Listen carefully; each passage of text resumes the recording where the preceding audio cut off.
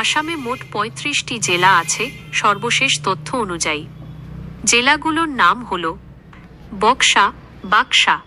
2 বাজালি বাজালি, 3 Barpeta বারপেটা,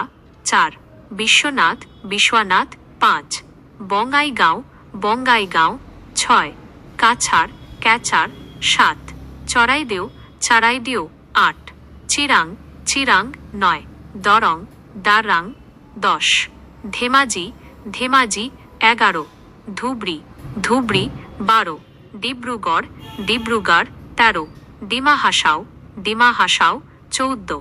Goalpara Goalpara, 15 Golaghat Golaghat, 16 Hailakandi Hailakandi, 17 Hojai Hojai, 18 Jorhat Jorhat, 19